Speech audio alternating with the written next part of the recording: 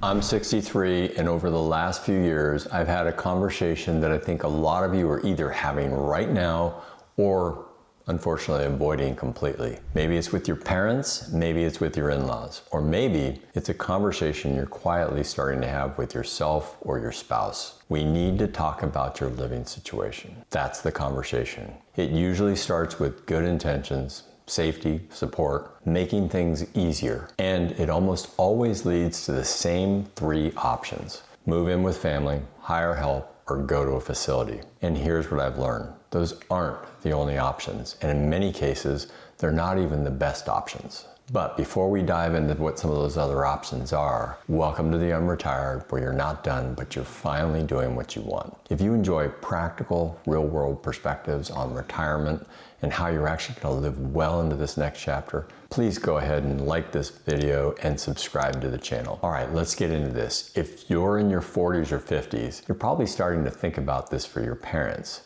If you're in your 60s or 70s, you're starting to think about it for yourself. And I've seen how this plays out up close over and over again. So I want to walk you through what actually works and what doesn't, and a different way to think about this entirely. Over the last 10 years of my mother's life, we had this conversation multiple times. Not once, not twice, multiple times. She lived to 93, and like a lot of people, she wanted to stay independent on her own for as long as possible. But there comes a point where you start asking the hard questions. Is it still safe? Is she okay on her own? And what happens if something goes wrong? And what I noticed, both in her own situation and many others, is that people default to a very narrow set of options. The first one is, can you move in with family? On paper, it sounds perfect, but you're together, you're supported, everyone feels like they're doing the right thing. But in reality, it's really complicated. Different schedules, different routines, different expectations. What starts as support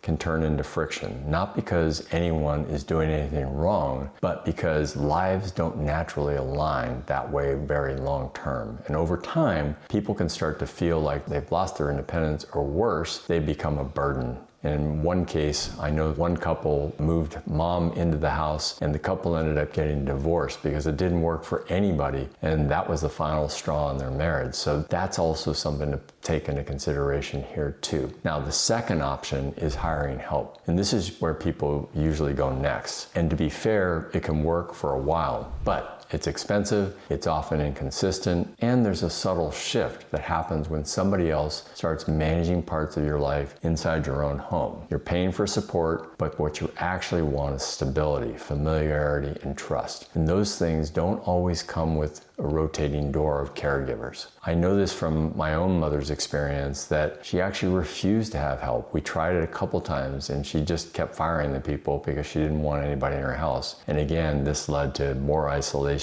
and more safety issues and all of that. So this second option, yes, it's there, but it doesn't always work out. And then there's that third option, which is assisted living or nursing homes. And look, there are great facilities out there, but there's a trade-off that doesn't get talked about often enough. Yes, you're safer, but you're also living on somebody else's terms. It could be fixed schedules, structured routines, institutional feeling environments. It becomes safety over freedom.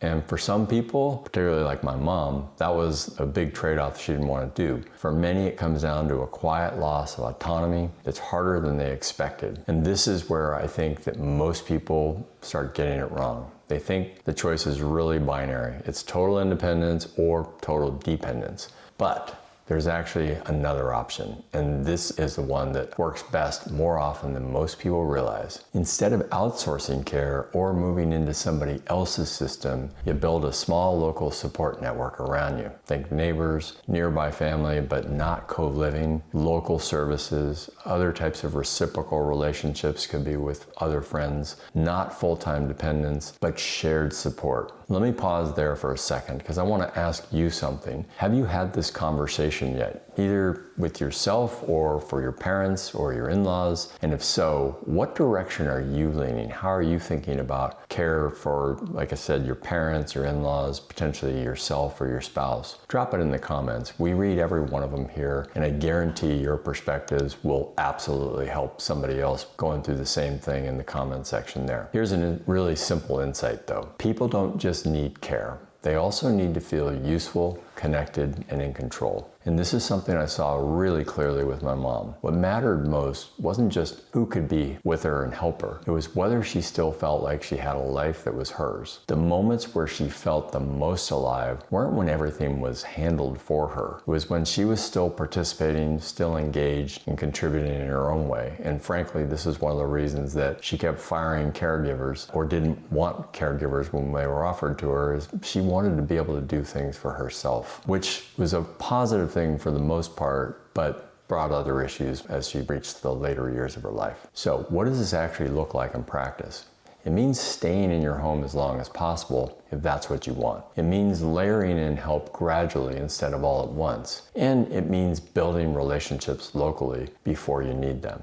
And it means thinking in terms of exchange, not just paying for services, but creating mutual value within your network where possible. Because here's the reality. Money can buy services, but it doesn't buy relationships. And in the later years of life, relationships are actually the real safety net. The people who check in, the people who notice changes, the people who help not just because they're being paid, but because there's a connection. And this was something that was super important in my mom's life. She ended up becoming like literally best friends with her neighbor who was 30 years younger than her. And they would have dinner a couple times a week. And that was something that really was valuable to her, that sense of connection. So if you're watching this for your parents, start thinking about this earlier than you think you need to. Don't wait till there's an incident or a crisis that forces a decision. And when you're forced into a decision while you're in a crisis, you're really probably going to come up with bad outcomes. So if you're watching this for yourself, understand that you probably have time to make these decisions in your 60s that are going to define your options in your 70s and 80s, and which is really getting ahead of the curve.